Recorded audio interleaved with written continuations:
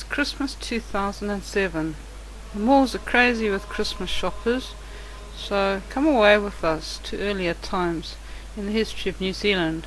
We're going just 59 kilometres from the mall to our own big backyard. Here lie the old goldfields of Wangapeka, where the Southern Alps guard its gold jealously. The Courthouse Flats campsite, which is in a national park, is all that remains of the old township of Gladstone, a small mining village at the foot of Mount Owen. The map shows the rugged mountains. Today this is a recreational area, and the monument to the men who work here show they lived a rough and ready life, and conditions were really hard. It was very cold. One can imagine the 3 hotels did brisk business in the bar of today in the trenches like this. There is no bar now though, just a place to pay your fee and set up camp. And here's our tent, right next to the site of the original courthouse. Our tent is a lot more comfortable than the ones used by the mining labourers, and as you can see, Frank is very quick to settle in.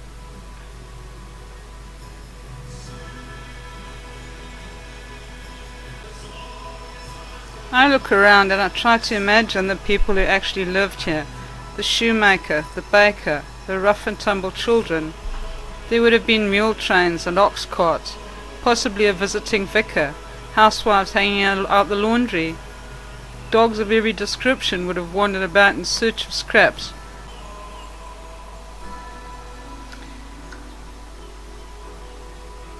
Well, as you can see, there are no shops here now, but we are well supplied with wine and beer for Christmas Day lunch, which Frank cooked on the barbecue.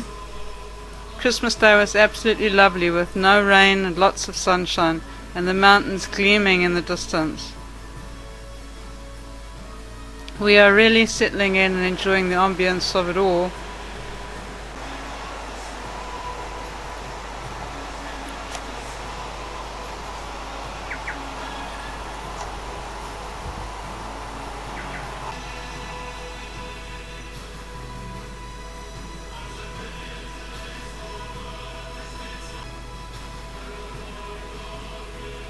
This is the river where we draw our drinking water. It's also the only bath around here. As you can see, it comes straight out of the mountain, and this water is as cold as anything. We had to get really brave to jump in it and take a bath, but after a few days of not bathing, it gets a little easier. Well, Frank took a wander down there for his ablution and stripped off in the privacy of his forest swimming pool, only to have a helicopter fly overhead. The helicopter was bringing in visitors who flew directly up to the top of the mountain. I guess it's a lazy man's way of mountaineering. I'm just glad he didn't arrive a few minutes earlier and catch me, El Nudo.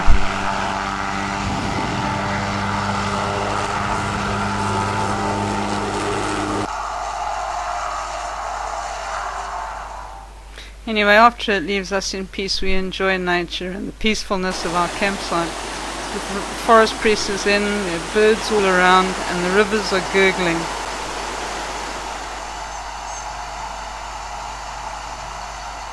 I love the birds here, they're so tame, which is probably why they're all so endangered. This little fellow was very taken with Frank's shoe. Absolutely gorgeous little bird. Totally wild. This is not a tame bird. You can imagine why they're only found in isolated forests these days. With the number of domestic cats in town, they were pretty quickly eaten up.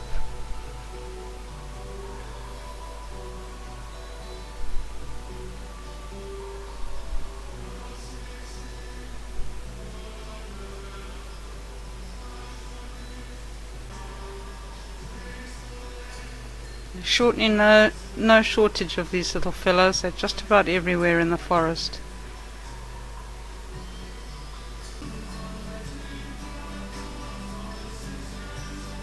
Oh well, that's enough of the birds for now.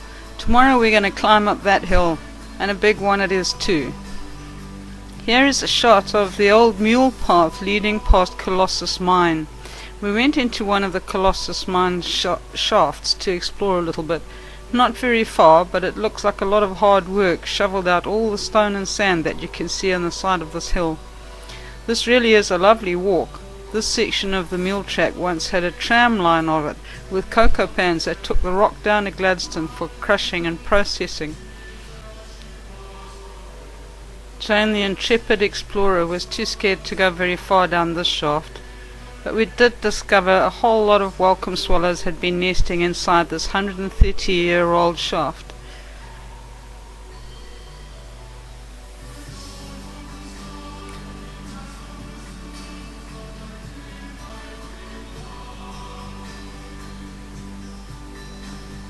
Where I'm about to walk, there's a small alcove being cut into the side of the hill where someone used to pitch their tent. People lived here. Amazing, isn't it? Our next stop is further up this hill, and a very pretty walk it is too, to Doran's mine. Doran's mine had a sophisticated aerial tramway that took rock down the hill and up the hill. Well, I'm not quite sure how it works, I'm not very technical, but it ran over a kilometre from the riverbed right up to the shaft where they were mining on the side of the hill. And this is the water wheel further down the hill. Only the Lord knows how they managed to get all this equipment on this steep mountainside. Paul Doran died in a rock. And we leave Paul Doran's mine and we go up Blue Creek.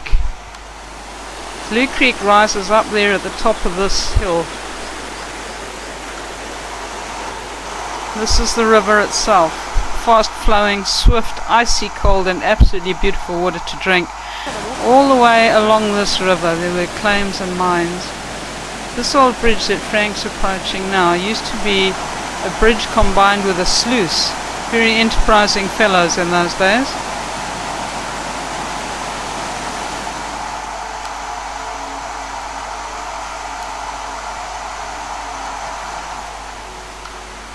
Further on up the hill,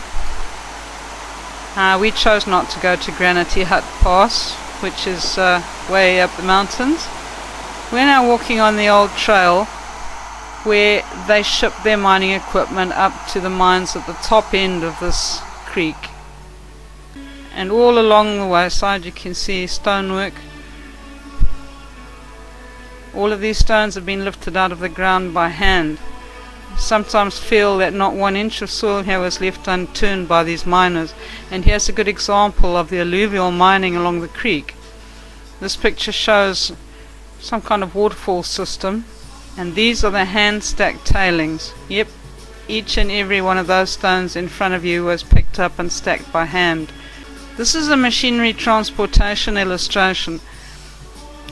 Just before the mine closed down, they were bringing in new stamp mills and crushers by ox cart, but the mine proved to be not commercially viable, and rather than take it back out again, these drivers just dumped it on the ground, and here it lies where it was thrown off the ox carts 130 years ago. And one can well imagine the relief of these drivers being able to dump the load. Look at the size of these things.